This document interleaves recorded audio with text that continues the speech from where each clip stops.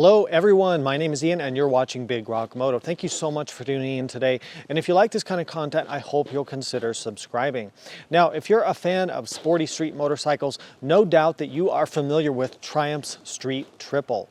Launched way back in 2007 when I just got out of college, the Triumph Street Triple was a naked version of Triumph's Daytona 675 sport bike. Over the generations of Street Triple, this bike has really become an icon and almost the gold standard among middleweight naked motorcycles with its howling, intoxicating, powerful three-cylinder engine, the sporty styling, the good build quality, and the affordable price tags.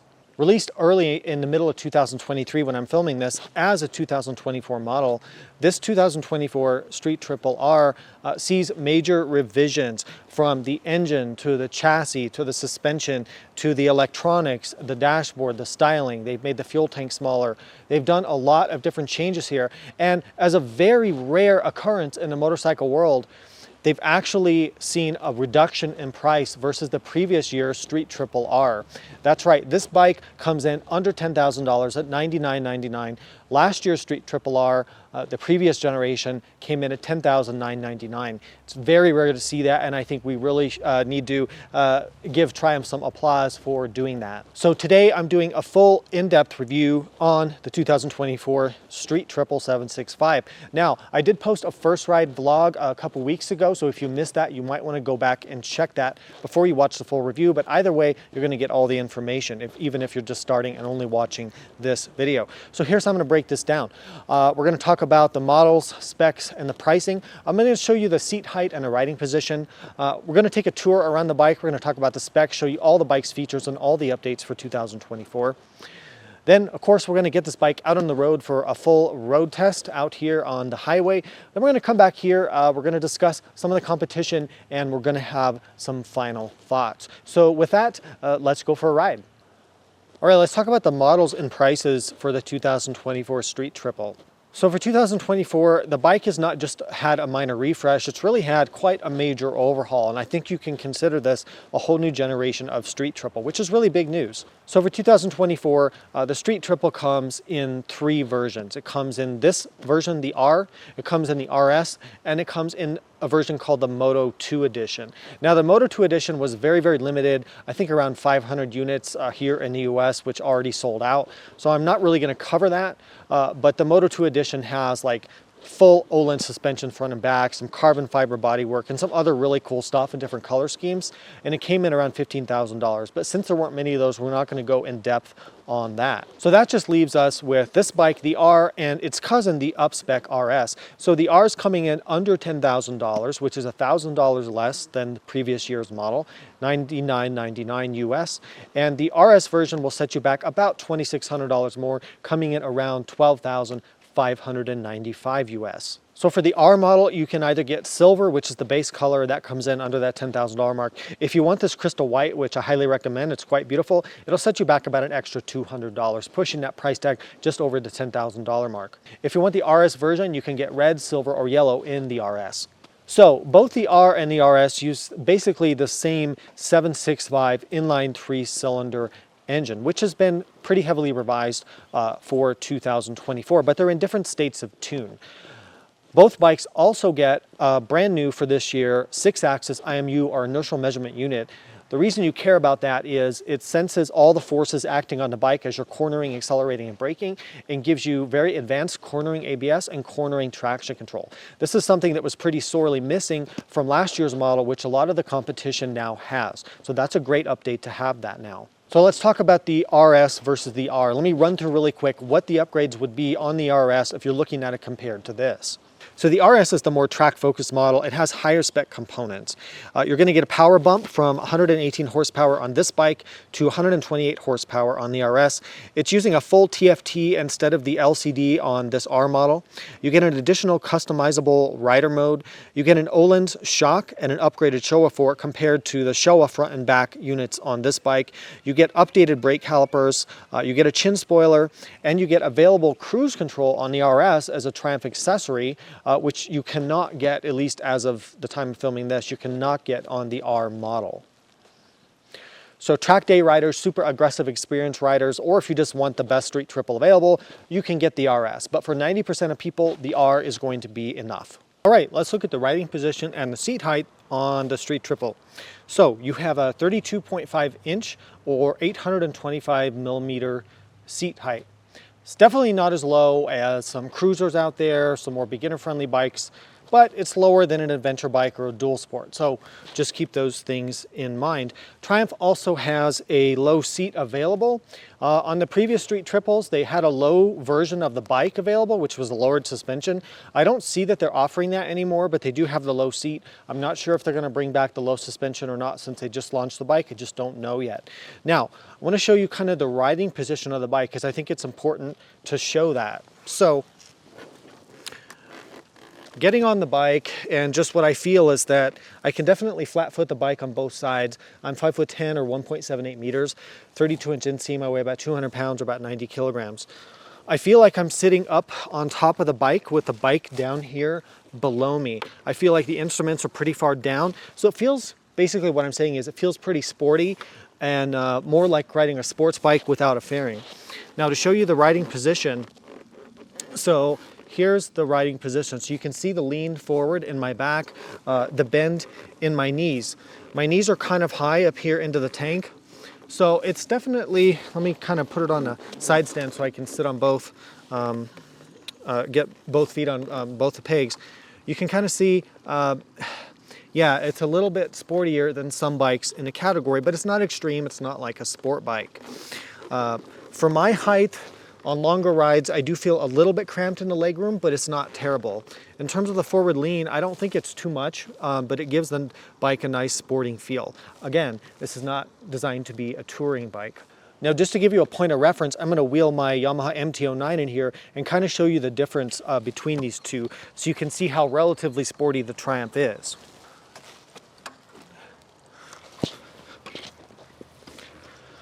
All right, so here's my MT-09. The MT-09, just as a frame of reference, is quite a bit more upright and relaxed. So let me show you what I mean. So when I jump on the MT-09, what I notice is I feel like I'm sitting more down inside the bike. The tank comes up higher, the instruments and the handlebars are up higher. So let me show you the riding position on this bike. This bike is much more upright. So if you're doing more touring, more sport touring, more commuting, or if you have sensitive knees or sensitive back or whatever it is, wrists, you might want to look at something like this. So this is pretty upright. It's less aggressive and less sporty than the street triple is. Got the whole family out here to help me do this section. We've got little Sierra, we've got Maggie. You're going to review this car, right? No, we're not reviewing that. We're reviewing the street triple R. So this is more of a sport bike and you're not used to that. You're used to like big, comfortable bikes. So she's not gonna, I can tell you right now. It's really pretty though, I have to say. Yeah, it is pretty. It's really pretty. But look at this though, this is not, that's where you sit. And look how high the pegs are. Okay, all right. All right, well, let's just do this. Go ahead and jump on there. Okay, no problem. I might kick the baby though when I do that. So. Oh well, sacrifices must be made. It's okay, it's okay. Hang on. Okay. Okay, wow. Now see, so just tell us what you're experiencing back there. I mean, okay, first of all, the seat is really small and it's not very soft. And I feel that, and I don't have a big ASS, but I feel that like my thigh and other part of my bottom is hanging out. Okay. Wait, is there even a handle? So butt hanging off. Is there even a handle? No. Oh, okay. No, so you have to hold on to your rider. Okay. My love handles are my stomach that's been growing the past couple of years. Shh. Okay, but so what about this, the pegs and everything? Like, would you be comfortable riding on this for very long? Like, do you feel safe? I feel I'm going to fall off anytime. Okay. Honestly. And also, you're kind of high back there too. Right? However, this wasn't designed to take passengers, right? Well, not for any length of time, right. Just short trips, you know. So, I mean, it's understandable. It's really pretty, though. I mean, but again, come from someone who don't ride a lot. Okay. Well, thanks for your opinion. Go ahead and get off, and then. Okay. All right. So it's very hard to find any fault with the street triple, but one annoyance, and it's just an annoyance that I do have with this bike, and I don't know if this was the case with the previous street triples because I didn't own one, although I've ridden them, is that when you come to a stop and you want to put your kickstand down, now maybe it's just me or maybe it's just my boots because I wear size 12 or something, I don't know, but I can't, it's hard to like get the kickstand. So you can see here, there's really like no little tab on the kickstand to get it down. So you kind of have to sneak your boot kind of underneath the foot peg there and then try to get it down. So once you do, the kickstand works fine. And of course, putting a kickstand up is easy, but I'm always fumbling trying to get this kickstand. There we go. I think you get used to it, but it's just something that I wanted to share. Triumph Street Triple 765. Go.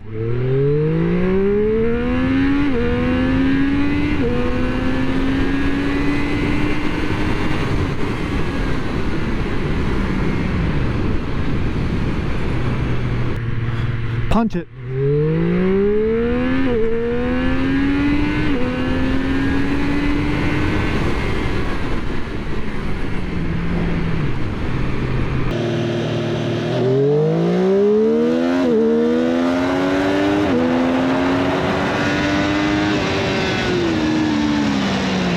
All right, let's go over the specs and take you on a tour, show you all the features of the 2024 Street Triple 765R. Let's start with the weight. It's 417 pounds or about 189 kilograms wet. So really competitive, pretty lightweight. Let's talk about the fuel tank. They have made the fuel tank smaller for 2024, which is going to disappoint a few people if you're using your bike for commuting or longer rides. So it's gone down to about 4 gallons or 15 liters. That's about half a gallon smaller than last year. Your riding range is going to be, well, it's going to depend on how fast you ride, but it should be around 150 miles or about 240 kilometers. The bike gets between 40 to 50 miles a gallon or about 5.8 to 4.6 liters per 100 kilometers. Talking about the warranty of the bike, the warranty is 2 years, at least here in the USA. Let's jump in and start talking about the engine. So it's the famous 765cc 3-cylinder liquid-cooled double overhead cam engine from Triumph. Now they have revised it quite a bit for 2023. It's got a little higher compression ratio. They've changed the pistons. They've done quite a bit inside the engine, and without going into all that, they're able to get a little bit more power, a little bit more torque out of the engine. And in the RS version, in fact, you get 128 horsepower. In this version here, you get 118 horsepower, or about 89 kilowatts. That comes in way up high, 11,500 RPM. Torque, 59 foot-pounds or 80 newton meters at 9,500 RPM. It's running a 13.2 to 1 compression ratio, so it's probably going to be a good idea to run premium octane gas. It's hooked up to a 6-speed transmission. It has a slip assist clutch, and of course, it's got a chain final drive. For the frame of the bike, you're looking at an aluminum twin spar frame. Now, let's talk about suspension and brakes. So, front suspension, 41 millimeter fork tubes, Showa, separate function fork, big piston. So it's still pretty good front suspension. If you get the RS model, you're going up to a higher spec fork. It's got full adjustments for rebound and compression and preload. And it's 4.5 inches or about 115 millimeters of travel. Rear suspension, you've got a Showa piggyback monoshock, fully adjustable, 5.3 inches or 135 millimeters of travel. You can see the shock kind of hiding down inside here. Now, if you go up to that RS model, of course, you're getting that Öhlins shock. You don't get that here on the R model, but for most people, I think this is going to be plenty good. Let's look at the brakes. So the rear brake is a Brembo 1-piston, 210 millimeter disc. You can switch the ABS with this bike and change the settings on the ABS. Front brakes are very strong. You have 4-piston Brembo M4.32 radial mount calipers on 310 millimeter discs, and you've got that switchable ABS. So I find you also have stainless steel brake lines here, which is nice to see. The brakes feel really quite strong. If you go up to the RS, you get different brake calipers, and you also get an adjustable ratio lever or master cylinder. On this bike, you get a more traditional master cylinder, which again is good for most people. Tires and wheels. So you've got 17-inch wheels, obviously. The front tire is going to be a 120/70/17, and on this model, you get Continental Conti Road tires. I think they're fine. You know, I think it's funny when people blame tires for their crashes or their problems. It's 99% usually rider error. If they're blaming the tires, to be honest, sorry, but that's just the truth. If you're doing super aggressive track days or racing, then I'm sure you're going to change the tires to something different. Rear tire is a 180, 55, 17. So these are pretty standard sizes for a sporty bike like this. What about maintenance requirements on the street triple? So every year, or 6,000 miles, whichever comes first, they want you to do an oil change. That's about 10,000 kilometers. Valve adjustment is every 12,000 miles or 20,000 kilometers.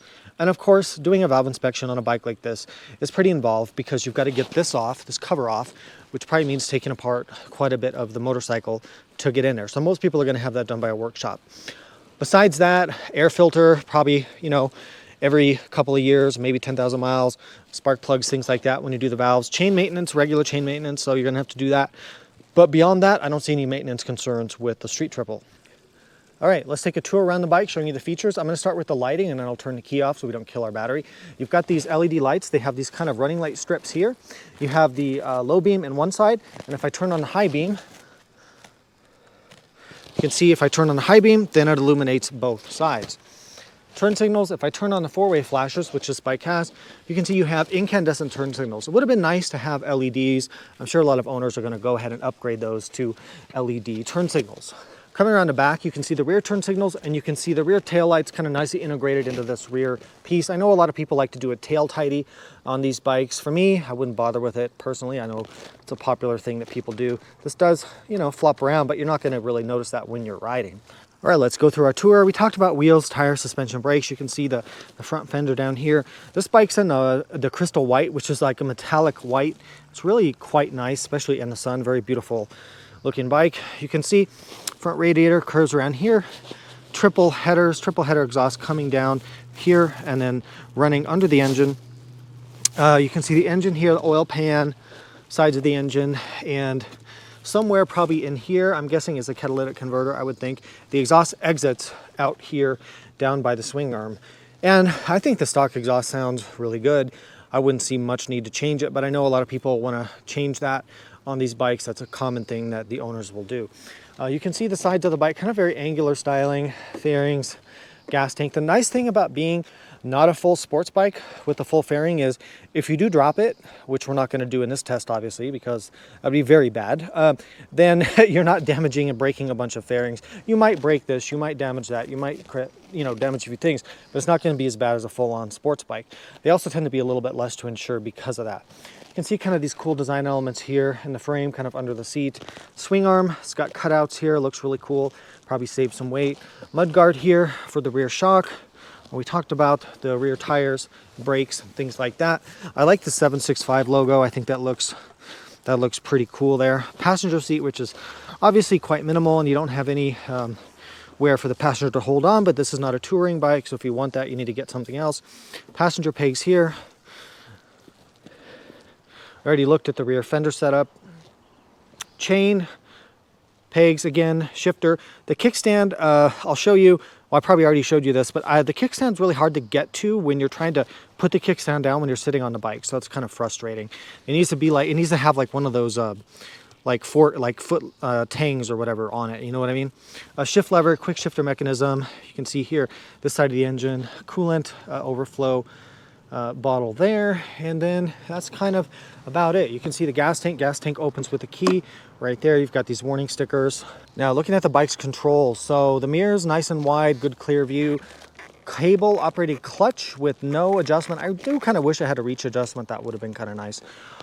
Four-way controller, which I'll show you here in a second. Enter button, turn signals, horn button, riding mode button.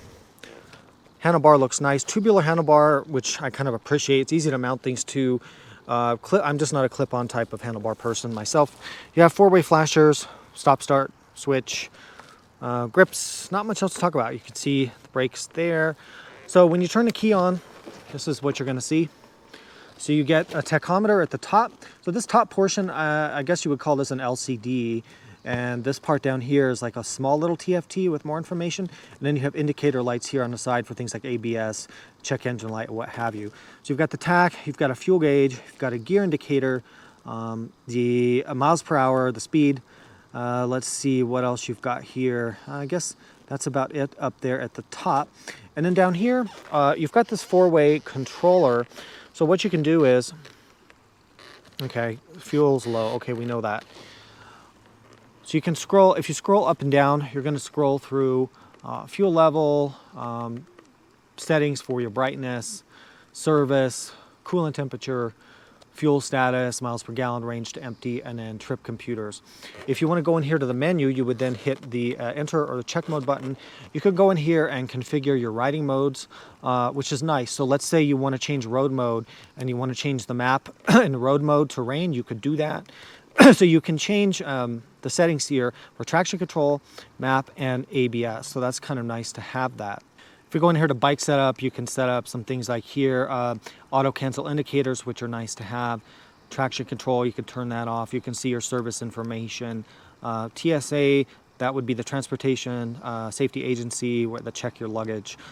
Trip setup, so you could set that up there, that's fine. Display setup, reset to default. So pretty easy stuff to use in terms of the Triumph menu system on this bike.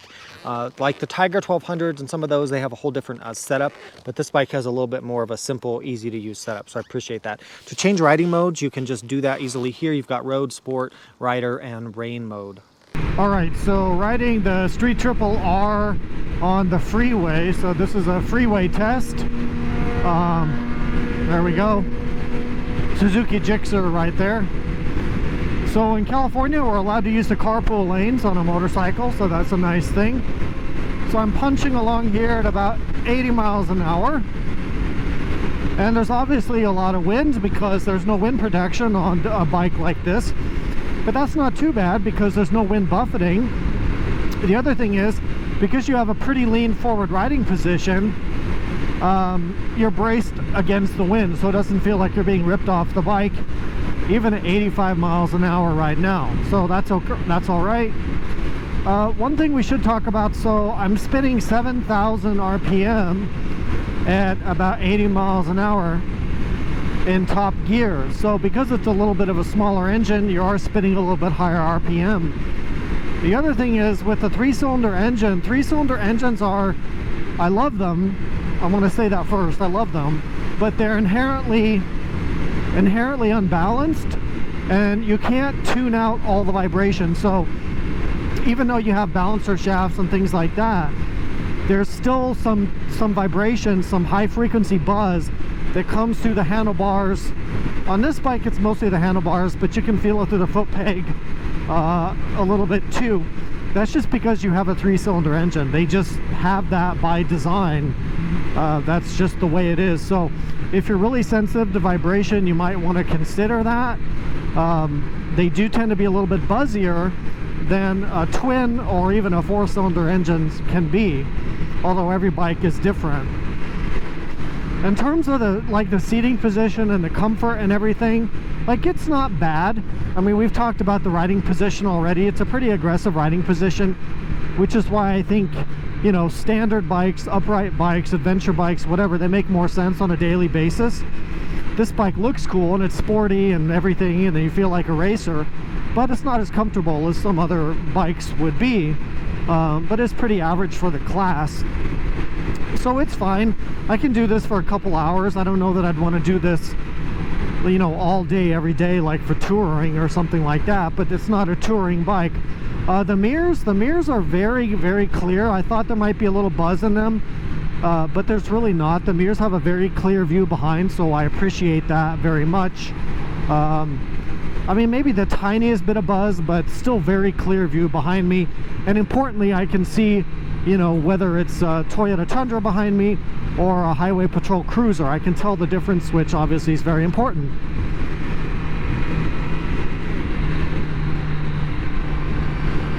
Now obviously this bike does not have cruise control. That would be a welcome addition. My Yamaha MT-09 has cruise control. It's one of the reasons I bought it, and that it would be a welcome feature for longer freeway rides, but most bikes in this segment don't have cruise control, so I can't really ding Triumph for that one. Alright, so I've been playing around a little bit more. I've been riding for about another hour. I would say it's about 80 miles an hour. or about 7,000 RPM when that buzz starts to kind of be a problem. Below about 80 miles an hour or 7,000 RPM, so it's right about there that I noticed the buzz getting pretty intrusive in the handlebar. So keep that in mind depending on your commuting or your usage on the highway. I would say if you're below 80, the vibration's not really much of an issue. Above 80, it is a little bit more of a problem.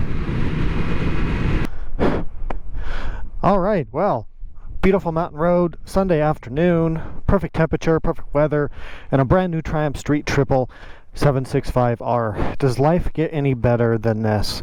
Not really. Although I do have to make a film, so I do have to remember what I wanted to say.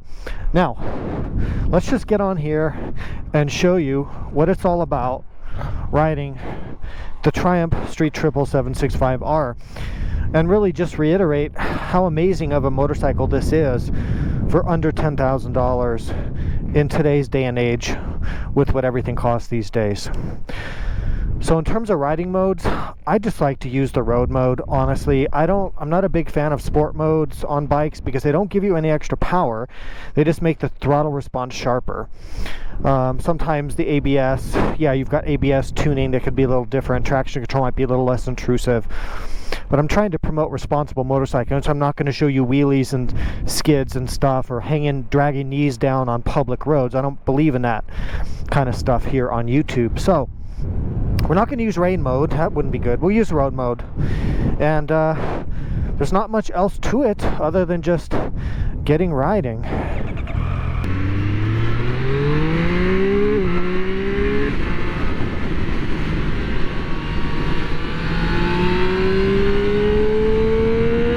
Oh my God, yes.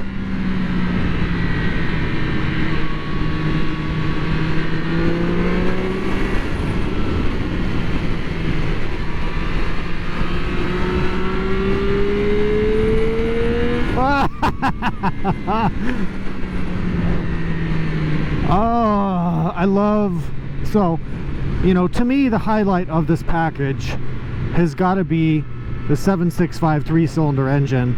It makes a sound, and it's like a sound that drills into your brain, like the intake noise and the exhaust noise.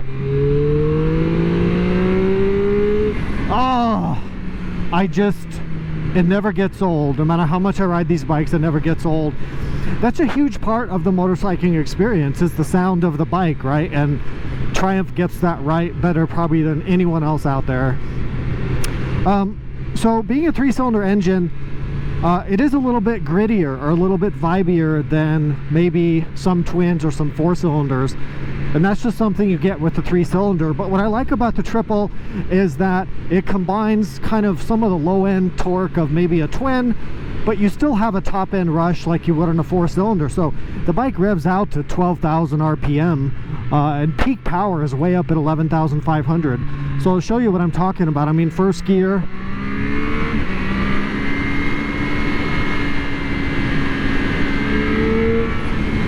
second gear, like the bike wants to be revved out, right? It has good mid-range power, not as much as something like a Ducati 890 or an MT-09, but very good mid-range power. It's a nice size, nice middle ground in terms of the size of the engine.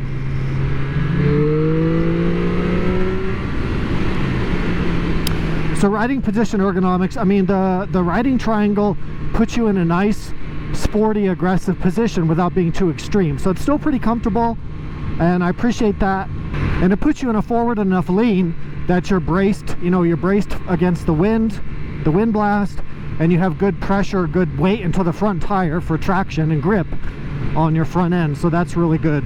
I think they strike a good balance here between a bike that's like track day capable and pretty sporty and aggressive, but still not too extreme that you couldn't ride it every day to work or commute or ride it on the weekends for a few hours and things like that.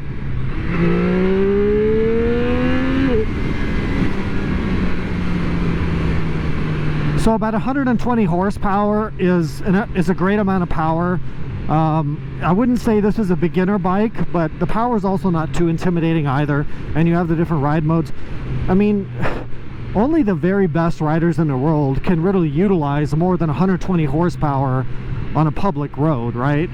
Even on a racetrack, it takes a very, very professional type rider to utilize more than this bike gives you.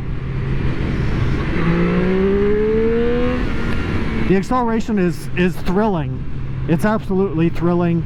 It pulls hard, and of course the sound is part of that. In terms of the chassis, the handling, the brakes, it's all very, very good. And I think unless you're like an A-level track day rider or somehow professional rider, I honestly don't think you're going to be able to tell too much difference between this bike, the suspension and brakes and everything, and the power between this and the RS model. So I think for probably 70 or 80% of riders, the R model is going to be more than enough and just save the money. It's already a performance package that exceeds the capabilities of the average amateur sport rider, weekend sport rider, if you know what I mean. And I'm not trying to be offensive or anything to anybody, but I truly believe that.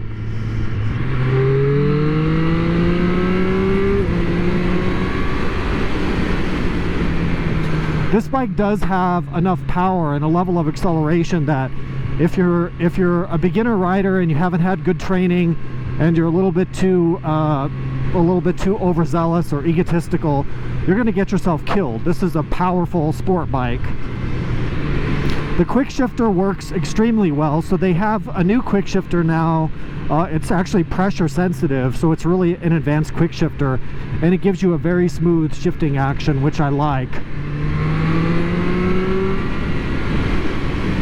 In terms of the brakes, you know, the brakes feel very strong. I guess if I was nitpicking, I would say that maybe the initial pull is a little soft and then they come on kind of all of a sudden, but you know what, I mean, I'm totally nitpicking at that point. The brakes are pretty sensational already. Yeah, I mean, and you've got the ABS, and you've got different settings for the ABS. So like if I stop, if I pull up to about 70, full brakes, yeah, I mean, most people can't even do threshold braking like that, where you fully engage the ABS front and back. I do it all the time because I test bikes, and this bike stops very well.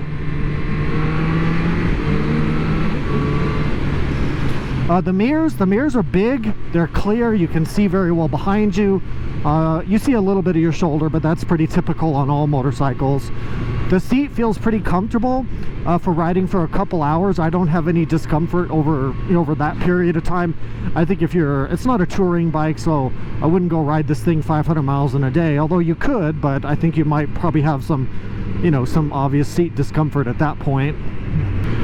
I just really feel that the Street Triple is kind of that perfect balance between a motorcycle that you can ride on the weekends on your favorite roads, you could commute during the week, it looks great, beautiful in your garage or parked at the cafe, but you can also take it to track days and do more aggressive riding. And as you grow as a rider and maybe go to some riding classes or track day classes, as you advance, it's going to keep you satisfied for a very long time. And I think if you're being honest, I think you'd have to be at a very high level to need a bike that performed higher than this, other than just for bragging rights with your buddies, which honestly just doesn't matter. In terms of the suspension performance, I think unless you're a professional rider who does this for a living, I don't think you're going to notice really any deficiency in this suspension. It's got adjustments, it's got preload, it's got rebound, it's got compression. It works very well. Does it have the best damping quality in the world? No, but it's good enough for 90% of people, and I don't have any complaints with it. It doesn't ride rough. It actually rides smoother than my MT-09, but it does tend to sometimes feel a little bit soft, maybe a little bit of dive like in the front. But that's kind of par for the course. That's what you get on most bikes, to be honest. The dashboard, yeah, the instrumentation is a little bit small, but it's okay. It's not terrible. And again, keep in mind the price of this bike. Like, you're not gonna, if you want the big color TFT, you can get the RS model for whatever, $2,500 more, but I don't think you really need it. This thing has plenty of information. I mean, little nitpicks here and there. The clutch lever, I wish the clutch lever was adjustable for reach. Like, it's a little bit far out, but it doesn't bother me, and honestly I never really use it except when I'm taking off, because I just use the quick shifter. The brake lever does have an adjustable reach. I wanted to talk about the throttle response. The throttle response for Triumph is very, very good, especially compared to Yamaha. So on my MT-09, I have a 2023 MT-09. The throttle response on this is so much better, it's not even funny. Like, it makes my Yamaha feel like a bucking bronco. So this has very smooth, good on-off throttle. So I'm really impressed with that. Triumph is doing a great job with that.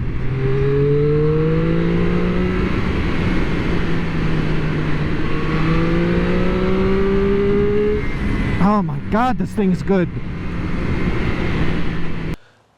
All right, so let's talk about some competition for the Triumph Street Triple.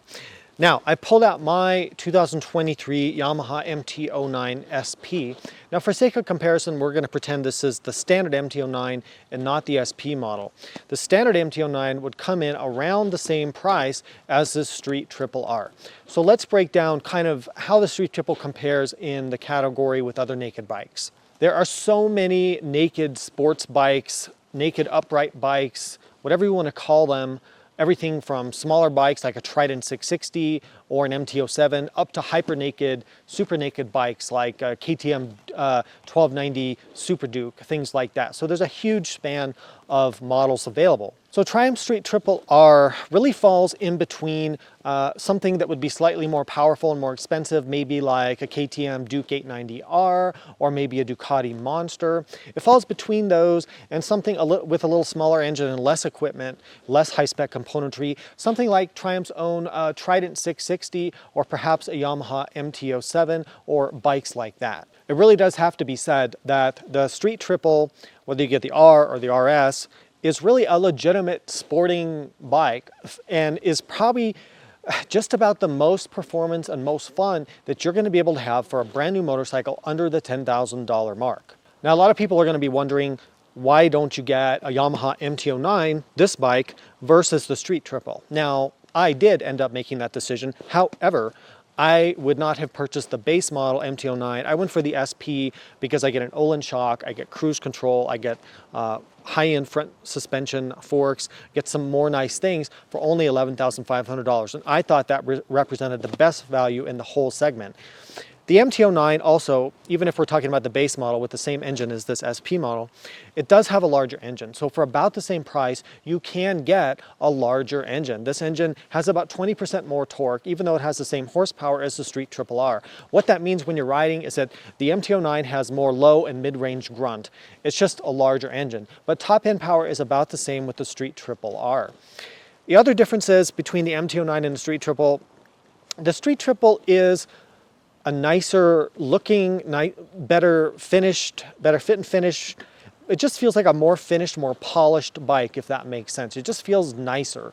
The MT-09 feels a bit raw, a bit kind of unfinished and a bit ugly, especially with the front headlight setup, in my opinion. But that being said, the MT-09 is more comfortable. It has a more upright riding position. It's a little bit better for commuting around town, a little bit more comfortable. And it's got that bigger engine. So really, really tough choices. Another bike you probably want to be looking at is Suzuki's brand new GSX-8S, which uses their new parallel twin engine. It's not going to have the horsepower of the Street Triple or the MT-09, but it's coming in, I think, under $9,000, which is pretty sensational. So that's something you should stay tuned for that review, because I'm going to be reviewing the new GSX-8S very soon. I think ultimately, really what you need to do is sit on all the bikes that you can that are in your budget and your price range. Test ride bikes if you can, go to demo events if you can do that to get the feel for the bike. Think about what kind of rider you are. Are you prioritizing comfort? Are you prioritizing performance? What brand loyalties do you have? What dealerships do you like, and things like that. It's really hard to go wrong in this segment, but I will say the Street Triple, no one's ever been upset after buying a Street Triple. It is a phenomenal motorcycle for the money, and you just cannot go wrong with a Street Triple. Final thoughts on the updated 2024 Triumph Street Triple 765R. If it's not already clear from watching my first ride blog and watching this in-depth review, I absolutely adore this motorcycle, and I think for under $10,000, I don't see how you could possibly get a better sporting motorcycle for the money than this exact bike right here. The Street Triple has always been, and I think still continues to be, one of the absolute best naked sports bikes you can get. The engine is right in that sweet spot between something that's too small and something that's too big. The riding position is sporty, but it's not super aggressive or super uncomfortable. The build quality is very, very good, especially for the price. With the electronics that they've updated here for 2024, that's sweetening the deal even further. I like the new styling. The fact that the price went down $1,000 is almost unbelievable to me. And honestly, if you're looking for a sporty street bike, and if you've kind of been thinking about getting a Street Triple maybe in the past or now, go buy this bike now before Triumph realizes their mistake in putting the price so low and decides to raise the price in the future. Because I just think for $99.99, this is a sensational value no matter how way you look at it. And it's one of the most enjoyable, intoxicating, and addicting motorcycles that you could ever ride. So I hope this review has been useful and informative and educational. If it was, please consider supporting Big Rock Motor. There's ways to do that in the description below. Other than that, ride safe, and I'll see you out there.